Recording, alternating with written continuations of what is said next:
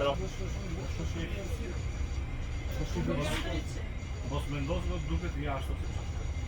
la caméra n'arrive pas à...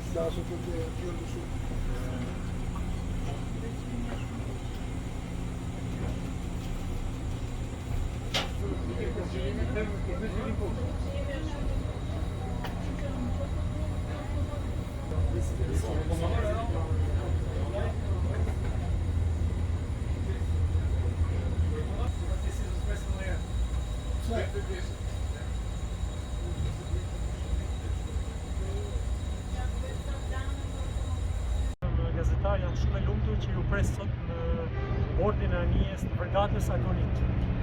Nous sommes là dans un exercice habituel pour deux pays alliés, membres de la même alliance.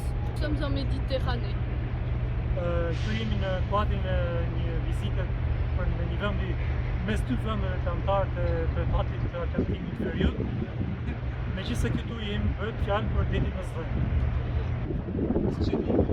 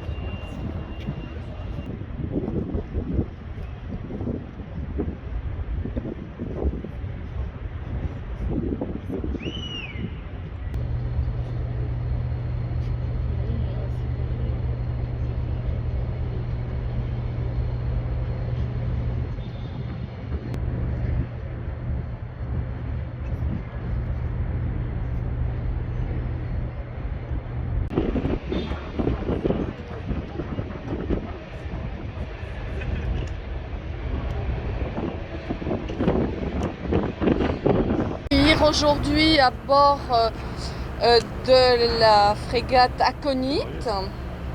Admiralt e pranishëm gazetar janë shumë e lumtur që ju pres sot në bordin e anijes të fregatës Agonit.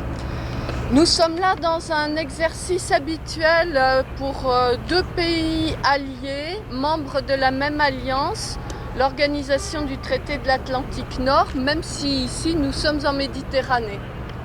Këtu jemi në kuadrin e një vizite për në një vendi mes dy vendeve të anëtar të Tratatit të Atlantikut Veriut.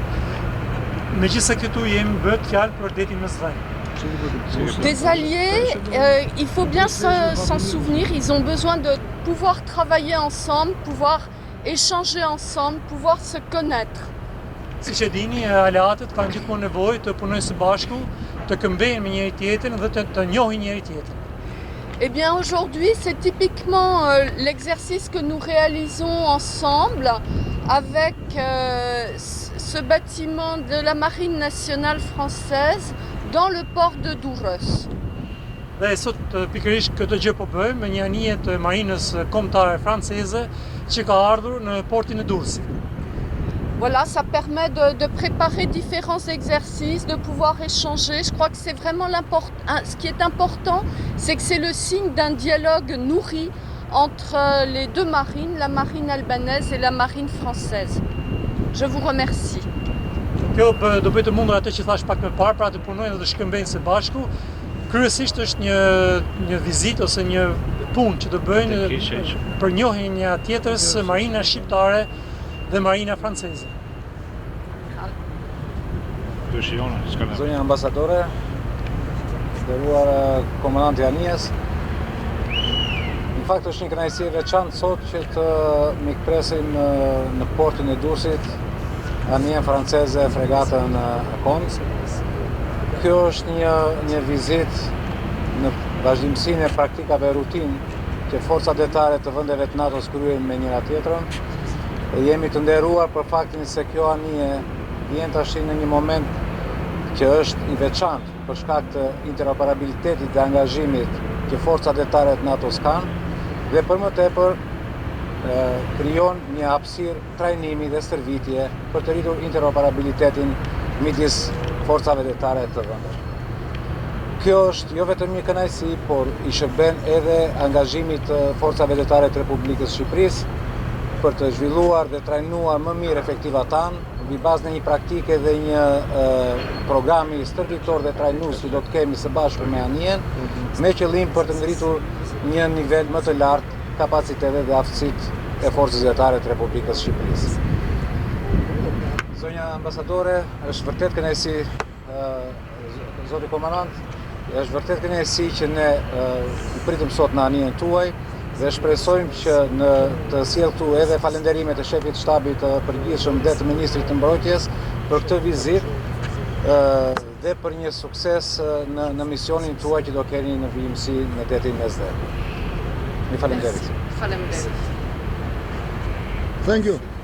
A lidhet kjo vizitë që vjen si pasojë e pozicionimit të vendeve caktuara në kuadër të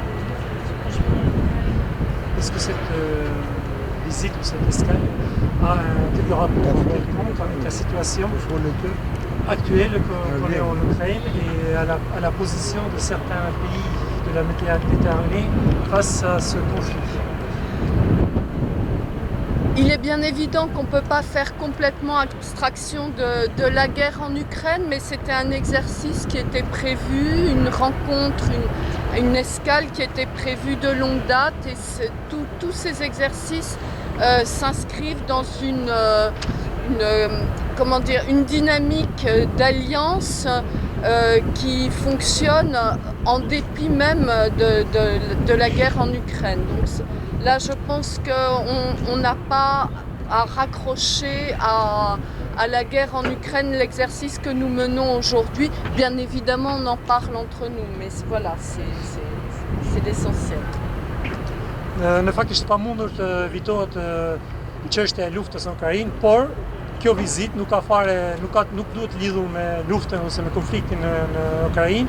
Kjo është një vizitë e parashikuar shumë më kohë më përpara dhe bën pjesë në dinamikën e shkëmbimeve mes dy forcave navale të dy vendeve dhe ushtrimeve që ato do bëjnë, kanë bërë dhe do bëjnë edhe të ardhmen, por natyrisht edhe për Ukrainën nuk mund flasim, por kjo s'ka lidhje me Ukrainën. Mbyllëm. Pyetje për ju, jeni fuqishëm për dy vende aleate NATO ose dihet që Maintenant que l'Albanie est membre de l'OTAN, est-ce que les forces armées albanaises ou la sécurité du pays se sont plus rassurées, plus en force qu'avant? Sigurisht, angazhimi i forcave detare të vendeve aleate në Shqipëri nuk është herë e parë dhe ka qenë dhe do të vijojë të jetë në mënyrë rutinë dhe të përhershme. Vizita boërtore të kësaj natyre kemi patur çdo vit dhe do të vijojmë të kemi edhe gjatë këtij viti dhe në viteve e tjera. Absolutisht që kjo rrit jo vetëm besueshmërinë tonë si aleat i NATO-s, por krijon interoperabilitetin dhe ndërveprueshmërinë mes NATO-s dhe forcave detare të saj. Në këtë kontekst, sigurisht po, përgjigjja është po, që rriten kapacitetet dhe aftësitë jo vetëm të forcës detare shqiptare, por të NATO-s në tërësi.